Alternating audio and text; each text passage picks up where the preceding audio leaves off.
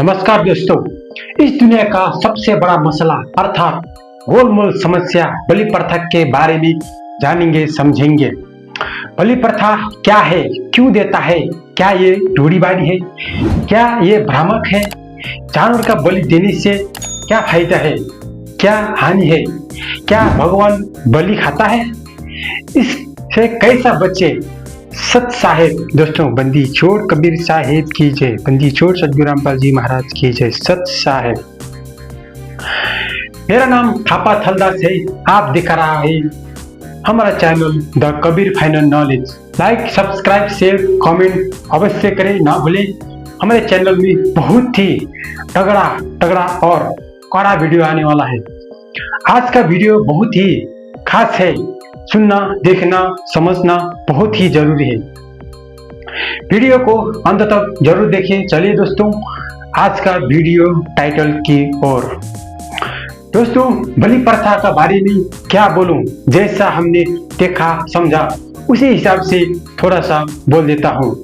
देखिए दोस्तों, साधारण मनुष्य का मानना है कि बलि प्रथा ये देवी देवताओं के नाम में, कभी भूत प्रेत के नाम में, कभी राक्षस का नाम में, तो कभी मनोकामना पूरा करने के नाम में मंदिर, थाना, पहाड़ या कुआं आदि में जाके जानवर का गर्दन काट के बलि देता है। दोस्तों, बलि प्रथा के बारे में व्याख्या करने के लिए मेरे पास ज्यादा शब्द नहीं है, क्योंकि इसके बारे में हमारे धर्म ग्रंथों में घटना कथाएं नहीं मिलता है और ये हमारा धर्म ग्रंथ का हिस्सा है ही नहीं। बलि प्रथा धर्म ग्रंथों में नहीं पाया जाता है, परंतु हिंदू धर्मावलंबी का मंदिर, थाना, गांव, समाज में रीति रिवाज का नाम में बहुत जगह में व्यापक रूप में पाया जाता है और बलि प्रथा को बहुत ही उमंग से मनाया जाता है। अपने रिश्ते नाते को बुला के खूब खुशी के साथ मनाया जाता है। सबसे पहले ये बता दूं कि जो पूर्ण परमात्मा, सत्य पुरुष, ब्रह्म, विश्व ब्रह्मांड, सृष्टि रचनहार, कुल का मालिक, जो महान है, सुंदर है, दयालु है, सारी आत्मा, प्राणी, वस्तु, पदार्थ सब कुछ उत्पत्ति करता, जननी बनाने वाला, वास्तव में हम सबका माता पिता है। तमेव माता च पिता तमेव, तमेव बंधुश्च सखा तमेव, तमेव विद्या द्रव्यणम तमेव, तमेव सर्व मम देव देवा। ऐसा पवित्र, महान, सर्वशक्तिमान, पूर्ण कला भगवान इस धरती में आकर जानवर का बलि, हत्या, खून खराबा, खून बहाना, खून मांगना, खाना जैसा घृणित अत्याचार काम नहीं करेगा, नहीं मांगेगा। यदि ऐसा बड़ा भगवान, महान परमात्मा ही इस धरती में आकर ऐसा जानवर का कत्ल करे, बलि मांगे, खून पिए, खून खराबा करे, तो फिर आप और हम स्वर्ग में, जन्नत में जाके वहां क्या मिलेगा। ये सब बलि खाने वाला और ही है। गुरुजी रामपाल जी महाराज जी का दया और ज्ञान के बिना समझना असंभव है, जिसको हमने उस समय नहीं समझ पाया, जो आगे समझेंगे। दोस्तों, संत गुरु रामपाल जी महाराज जी का सत्संग और ज्ञान गंगा जीने की राह पुस्तक से पता चला कि संत कबीर, जुल्हा कबीर ही सृष्टि रचनहार है, जो हमको सतगुरु रामपाल जी महाराज जी ने सत्संग में बताया। गुरु जी से पता चला, यदि मोबाइल, इंटरनेट, कंप्यूटर ना होता, गुरु रामपाल जी महाराज जी ने नहीं बताया होता, तो हमको यह ज्ञान भगवान का बारे में कभी पता नहीं चलता। हम सब अज्ञान की घोर अंधकार में ही भटकता रहता। अब आते हैं हिंदू धर्म में। दोस्तों, इस संसार में हिंदू धर्म ही ऐसा एकमात्र धर्म है जो अहिंसा का ज्ञान देता है, जो बहुत ही सुंदर है। हिंदू धर्म में जीव जानवर मारना, मांस गोश्त खाना महापाप बताया है और इंसान को मारना भी महापाप ही बताया गया है। जब जीव हिंसा को महापाप बताया है, तो फिर बलि प्रथा कैसा हो सकता है? बिल्कुल नहीं हो सकता। और दारू, मदिरापान, छल कपट, चोरी, लूटपाट, जारी आदि ये सब में पाप है।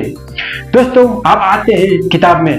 तो दोस्तों, जब हम 4 वेद, भगवद गीता, 18 पुराण, रामायण, महाभारत पढ़ते हैं, तो इस बलि प्रथा के बारे में कुछ नहीं मिलता। हाँ, मुझे एक बार मेरे दोस्त ने पुराण है या उपनिषद में एक जगह में बलि प्रथा के बारे में दिखाया था, जो एक ऋषि मुनि या साधक का विचार था, जो बिल्कुल मान्य नहीं है। एनीवे, ब्रह्मा विष्णु महेश दुर्गा देवी का मत विचार नहीं था। अब आता हूँ सवाल जवाब की तरह। दोस्तों, बलि प्रथा को समझने के लिए हमको ऐसा भाई बनना चाहिए जो इस बलि प्रथा से गुजरा हो। इसके लिए आप दूर जाने का ढूंढने का जरूरत नहीं है, चिंता करने की जरूरत नहीं है। क्यों टेंशन ले रहे हो भाई? मैं हूं ना, मैं खुद इस बलि प्रथा से गुजरा भाई हूं।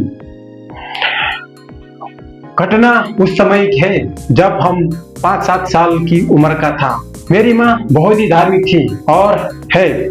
उस समय हमारे गांव समाज में बुजुर्ग लोग या 40-50 उम्र का जवान समझदार लोग ने हमको पुजारी के लिए चुनते थे, क्योंकि उसके लिए शुद्ध पवित्र चोखो होना चाहिए, ऐसा मानते थे। शुद्ध पवित्र कुंवारा लड़का को मानते थे, यानी कि जो शादीशुदा है वो पवित्र चोखो नहीं है।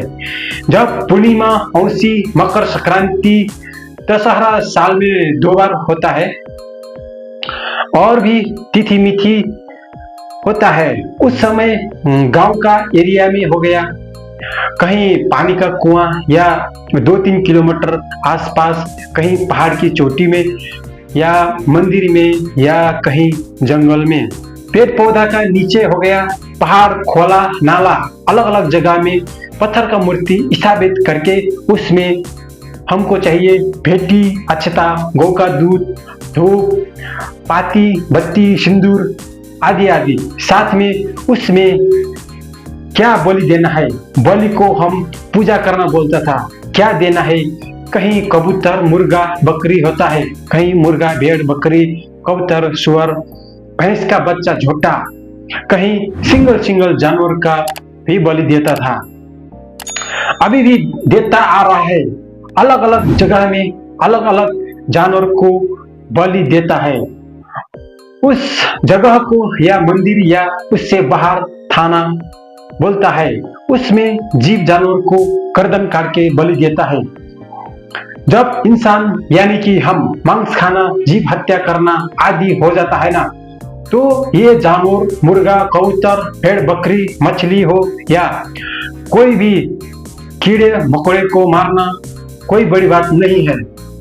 गाजर मूली की तरह काटते हैं, चाहे वो जानवर चिल्लाए, रोए, तड़पे, भागे, कुछ भी करे, कोई फर्क नहीं पड़ता।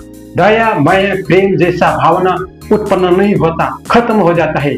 यानी कि इस बलि प्रथा से हमको क्रूर अवश्य बना देता है, क्योंकि उस बलि देने वाला पुजारी, इंसान और कसाई में कोई फर्क नहीं पड़ता। गर्दन काट के सर धड़ अलग कर देता है। ऐसा घटना को याद करके या देखकर अब मुझे भयानक, खतरनाक महसूस होता है। ऐसे कार्य कर्म को परमात्मा कबीर साहब ने एक वाणी में बोला है, हमको सिखा रहा है। परमात्मा का वाणी कितना मीठा और सुंदर होता है, मन मस्तक तक गदगद हो जाता है। सुनिए जरा। कबीर अवगुण किए तो बहुत किए, करता न मानिहार, भावे बंदा बख्शियो, भावे गर्दनता। इसका अर्थ है, हे परमेश्वर, अनगिन पाप कर दिए, कभी हार नहीं मानी। अर्थात बिना ज्ञान के पाप भी उमंग के साथ करता रहा, कभी आलस नहीं किया। हे परमात्मा, हे गुरु जी, अब आपके शरण में आया हूं। चाहे इस बंदे मनुष्य भक्त को क्षमा करो, चाहे गर्दन उतार लो, परंतु रखियो आपकी शरण में। अब आता हूं स्कूल का ज्ञान। जब हम स्कूल में पढ़ते थे तब हमारे टीचरों ने बलि प्रथा के बारे में हमको बताते थे कि ये जो बलि प्रथा है, ये पुराने जमाने में मनुष्य को मांस खाने का मन हो गया, सीधा जानवर काट के खाना बहुत ही बुरा लगा। तब उन लोग ने इसके लिए एक विकल्प निकाला। इस जानवर को ना एक मंदिर, थाना बना के पूजा करके फिर हम मांस खाएंगे। तब ऐसा ही हो गया। ऐसा बताते थे, नहीं बल्कि हकीकत और ही है। ये जानवर पक्षी को क्यों बलि देता है, क्या कारण है?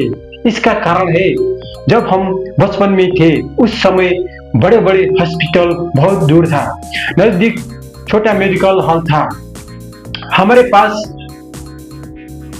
पैसा कम होता था, बीमार पड़ता था तो उस समय डॉक्टर से ज्यादा गांव-गांव में ज्योतिष, तांत्रिक, लामा, झांकरी पास जाते थे।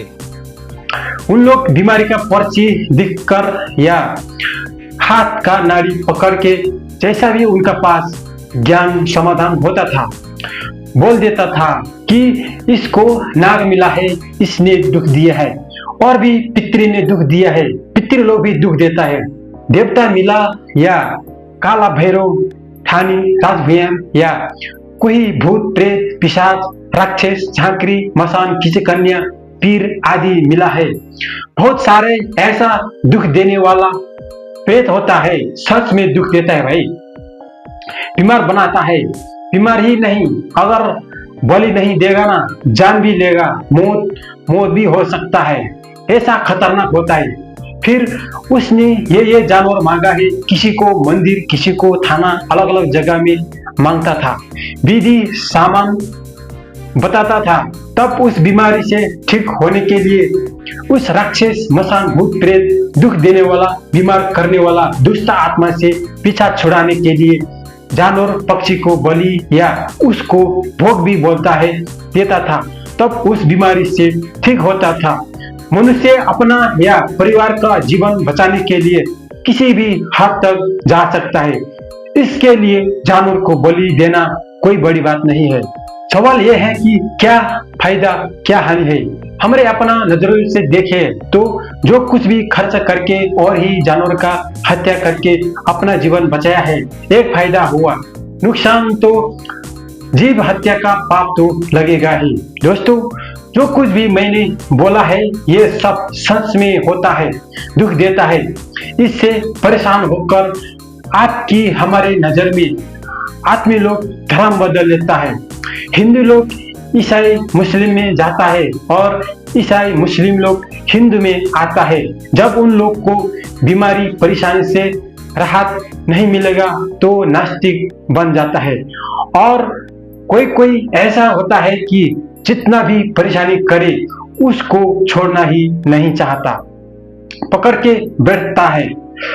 इन सभी समस्याओं, दुखों, पीड़ा, बीमार का समाधान क्या है साथियों? जब तक पूर्ण परमात्मा, समर्थ भगवान, परम संत, गुरु नहीं मिलता, तब तक पित्रा पितरी, भूत प्रेत, राक्षस, मसान, खिचकन्या, पीर सभी दुष्ट आत्मा ने दुख देते रहेगा और फैलता जाएगा। इन समस्याओं, बीमारी का हल एकमात्र हल है समर्थ भगवान, संत का शरण में जाना। वह पूर्ण परमात्मा, समर्थ भगवान कबीर साहब है। कबीर साहब का अवतार परम संत पूज्य गुरु रामपाल जी महाराज जी है।